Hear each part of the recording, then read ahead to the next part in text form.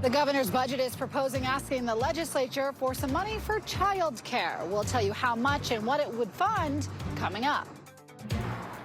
$36,000 4 years ago.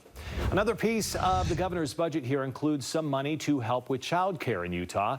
As news specialist Lindsay Ertz reports, some of that money could help create more child care centers, and some of it would expand some child tax credits. All right, Lindsay, how much are we talking here?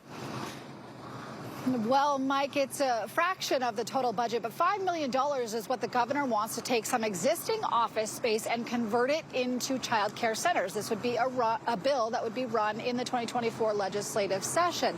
Now, it's getting some mixed reaction about whether that money is enough to really address Utah's child care needs. The other portion of this, $4.7 million, that would expand child tax credits. Now, let's start with this piece to take some of this office space and turn it into child care centers. This would be a public-private partnership.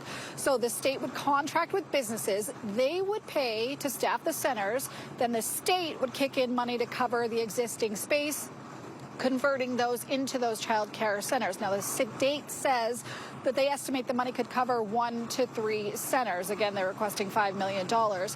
Groups like the nonprofit Voices for Utah Children say they are supportive of any public investment in child care, but they asked the governor's office to consider asking for 50 times that amount.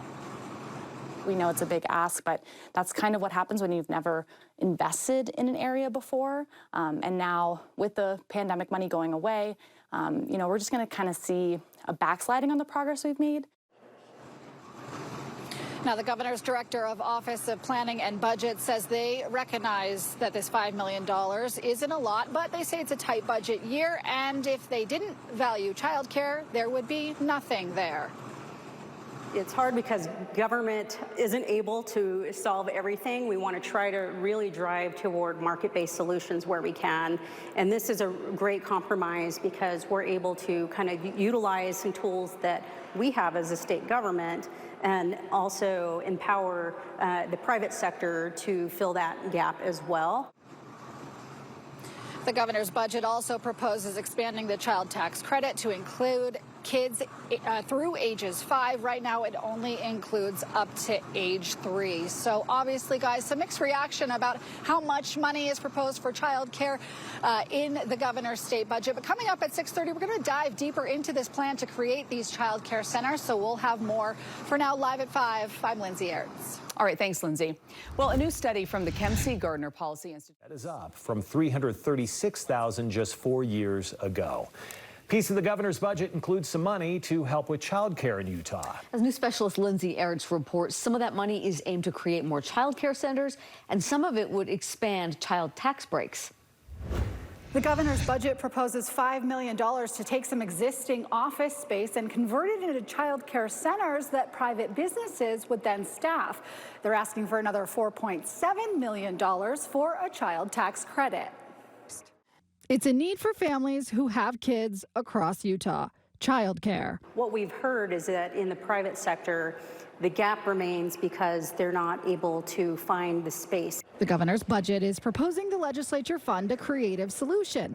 The state pays to convert existing office space into a child care center, and a private business pays to staff it. We have an idea that $5 million could maybe cover 1 to 3 maybe locations, depending on obviously the building, what kind of shape it's in. Groups like the nonprofit Voices for Utah Children are supportive of any public investment in child care, but they say $5 million is a drop in the bucket. What we're really seeing is more like $250 million a year would really make a significant impact. We know it's a big ask, but that's kind of what happens when you've never invested in an area before. The director of the governor's Office of Planning and Budget says the funding ask shows the state values child care. We obviously have limited resources as a state, and we want to do what we can to keep taxes low and to make sure our economy is thriving. Another ask from the governor, $4.7 million to expand the child tax credit. Right now it covers kids up to age 3.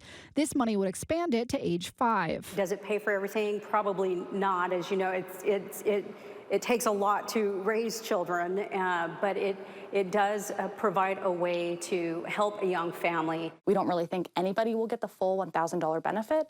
So if it was made refundable, families would be able to get a tax refund of that funding and be able to see some real impact for groceries and gas and kids' clothes and all that. Williams hopes that when it comes time for budget approvals, the legislature will recognize the child care need. I think this is considered to be a private family issue for a lot of people. I'm not sure people can understand how it connects to the greater economy. Of course, all of this is just an ask from the governor. It's what the governor wants the legislature to fund.